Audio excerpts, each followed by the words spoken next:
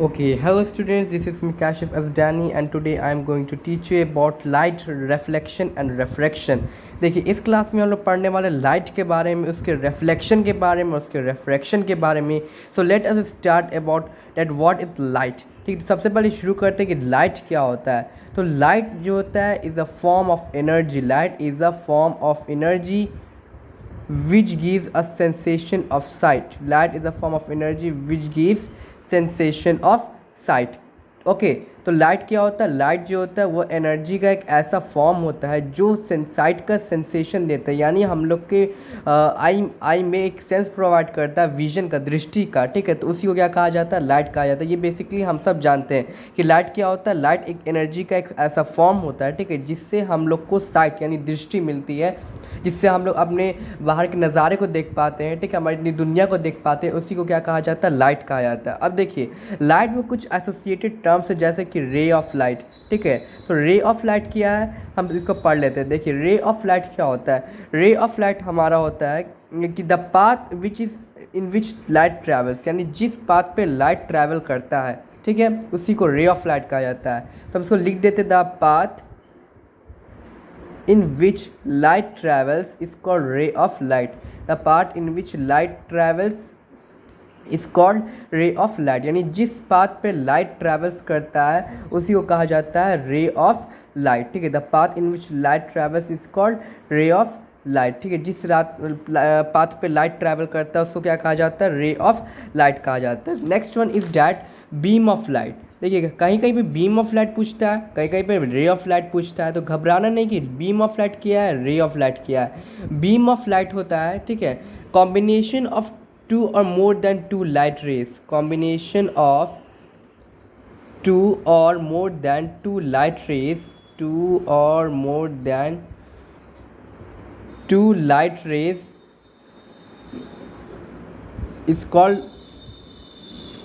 Is called beam of light. मतलब कि दो या दो से अधिक लाइट रेज का जो कॉम्बिनेशन होता है उसी को कहा जाता है बीम ऑफ लाइट. जैसे कि ये हमारा एक लाइट है, ये हमारा एक लाइट है, ये हमारा लाइट रे है, ये हमारे तीन लाइट रे है. ठीक है, तो ये तीन लाइट रे में क्या है, तीन लाइट रे का कॉम्बिनेशन बना, तो ये हो गया हमारा बीम ऑफ लाइट. ठीक है, उसके बाद क्या हमको पढ़ना है, इस चैप्टर में हमको पढ़ना है कि लाइट जो होता है, ठीक है, उसका प्रॉपर्टीज़ क्या होता है. तो लाइट जो होता है वो हमेशा स्ट्रेट लाइट पे ट्रैवल करता है, जिसको कहा जाता है rectilinear propagation of light. Light का एक प्रॉपर्टी ये होता है rectilinear propagation. Rectilinear propagation of light क्या होता है इसके बारे में देखते हैं.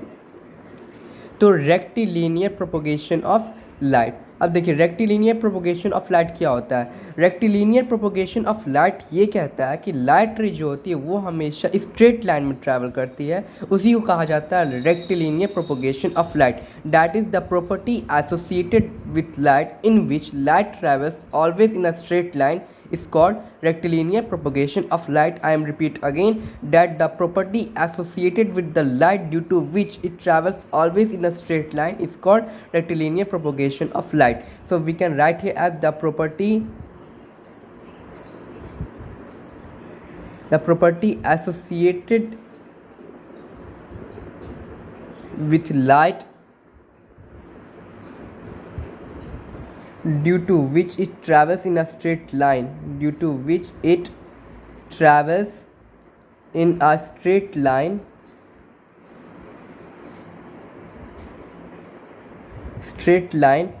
is called rectilinear propagation of light.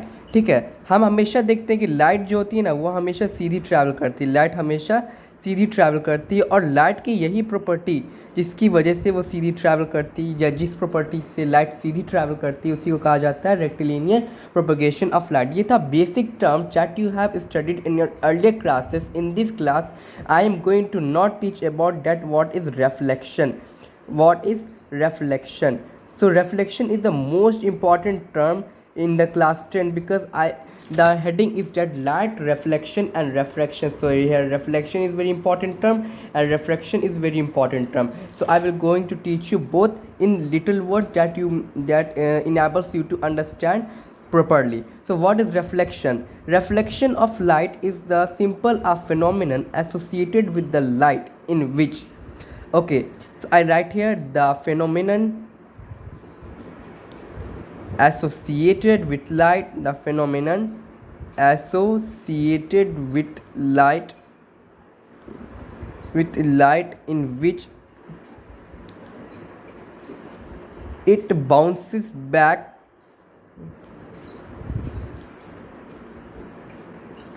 with light in which it bounces back after striking a surface.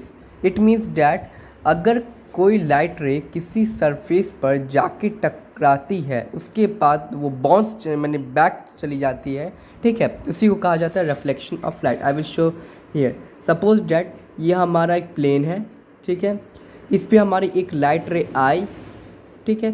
तो लाइट रे का वह फिनोमेनन जिससे अगर वो किसी सरफेस पे आकर टकराती है तो वो वापस चली जाती है, उसी को कहा जाता है रिफ्लेक्शन ऑफ लाइट. और रिफ्लेक्शन में 3 पॉइंट्स याद रखना बहुत ज़रूरी है. सबसे पहला इंसिडेंट रे, दूसरा रिफ्लेक्टेड रे एंड तीसरा normal. This is called normal. Okay, suppose that AB is a surface. Okay, AB is a surface. The incident ray strikes at O and reflected ray is always goes back from O, and ON is normal. Okay, so here the incident ray of light is the ray of light which strikes a surface. Reflected ray of light is a ray of light which bounces back from the surface, and normal is the perpendicular to the surface. Okay, यानी incident ray of light वह light रे होता है, ठीक है, जो किसी surface पे टकराता है. रिफ्लेक्टेड रे ऑफ लाइट वह लाइट रे होता है जो किसी सरफेस से बैक होके जाता है. और नॉर्मल वो होता है जो सरफेस पे परपेंडिकुलर होता है.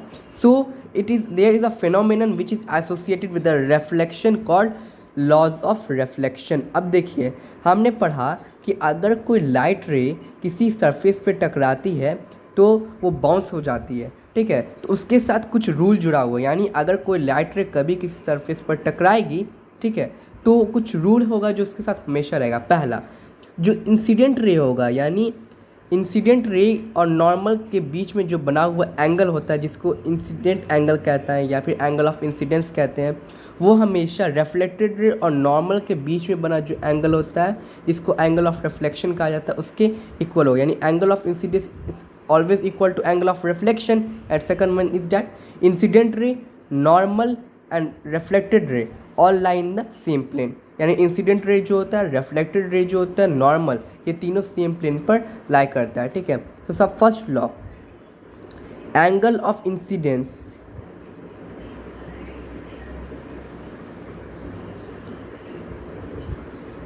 is always equal to angle of reflection. Always equal to angle of reflection. यानी एंगल ऑफ इंसिडेंस जो होगा एंगल ऑफ रिफ्लेक्शन के इक्वल होगा. Angle of incidence is denoted by small i, angle of reflection is denoted by small r with the symbol of angle. Okay, second one is that incident ray, reflected ray and normal at point of incidence all lie in the same planes. All lie in the same plane.